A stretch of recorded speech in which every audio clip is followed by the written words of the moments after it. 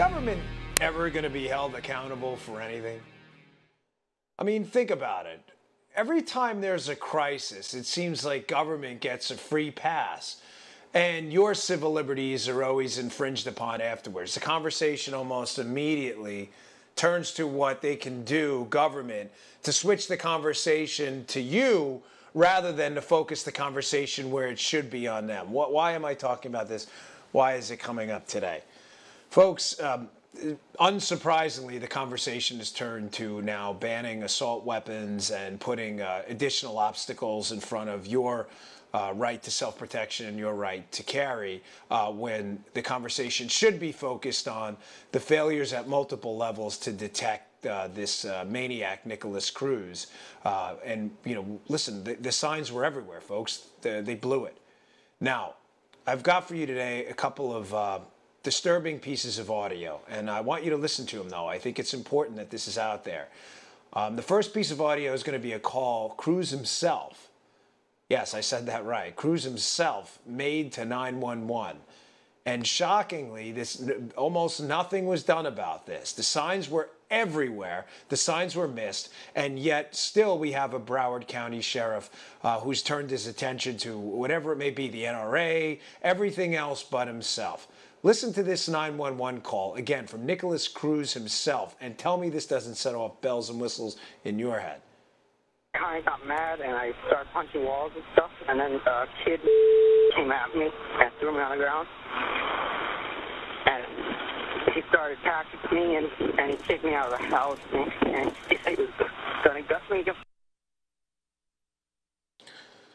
Folks, this is a troubled young man, a deeply troubled young man.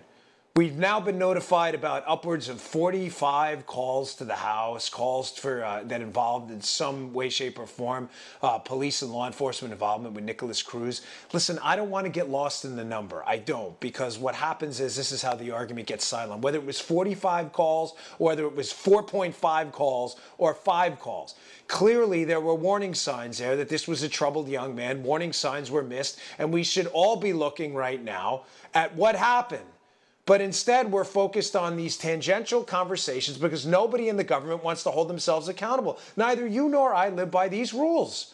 I've got another one, but I've got more on this government accountability thing because this really has me pissed off today. This is another call by a caretaker for Cruz to 911 that they made. Again, listen to it and tell me how bells and whistles aren't going off in your head. Play that sound. 911 emergency, how can I help you? Yeah, there was a fight in my house with a kid and my son. Okay, I'm punching him, and now he left the house, but I need somebody here because I'm afraid he comes back and he has a lot of weapons. Okay, and who did this? Nikolas Cruz. He was just somebody I took in because his mother just passed away, and he's going to get his weapon. He's not allowed to bring it here, and we found that he did.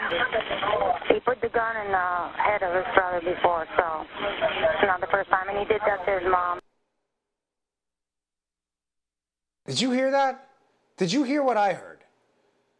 I mean, how did this fall through the cracks? And yet you had the Broward sheriff, who's still in his job, by the way, failed atrociously, failed miserably.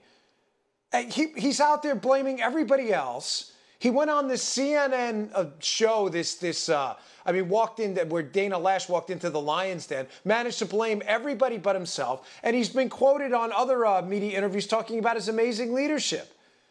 You know, folks, this is serious. There are wolves among us.